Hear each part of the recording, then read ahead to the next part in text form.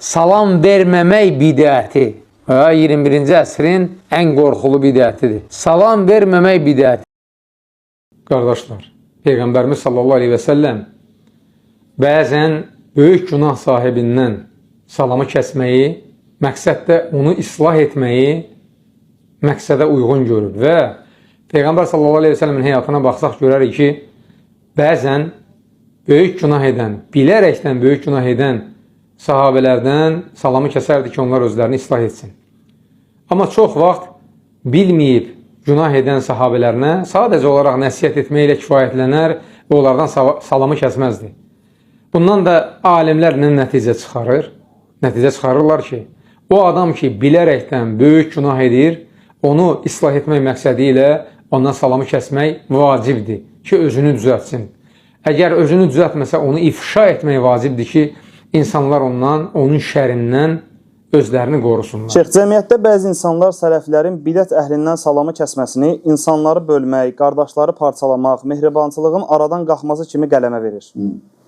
Şeyx, sələflər nə üçün bidət əhlindən salamı kəsib? Sələflər bidət əhlindən salamı kəsiblər ki, bidətlərindən dönsünlər. Bidətlərini tərk eləsinlər. Ola bilər o bidətin dönməsə də, başqaları onun bidətinə allanmasınlar. Ola bilər o düzəlməsin, salamı tərk eləməklə. Amma başqaları salamat qalacaq. Görəcəklər, ona salam vermirlər və nəsə problemi var. Aydındır. Amma hamısına salam verəndə bilməyənlər bilməyəcək kim kimdir. Və azacaqlar. Bunun hikməti var. Aydındır, bəzilər gətirir hədis ki, Peyğəmbər sallallahu aleyhi ve sellem deyib ki, salamı yayın.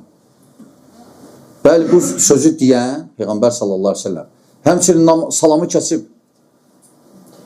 Həmçinin salamı kəsib. 3 dənə sahabiyə 40-50 günə yaxın salam vermədi heç kəs. Onlar verəndə almırdılar. Hətta ailələrdən. Aydındır, yəni hər şeyin qaydası var. Yəni, ne üçün salam kəsilir? Ya o dönsün, bəyan olunsun, başqaları azmasın. Çünki görəndə ki, sən salam verirsən, deyirlər, onda deməli problem yoxdur onda. O da istifadə edir. Ona görə müməyyələn çoxsu 2 saat və ya müəyyən bir hissəsi getdi təkfirçidir. Ya aşkarda təkfirçidir, ya gizli təkfirçidir. Aydındır? Buyur.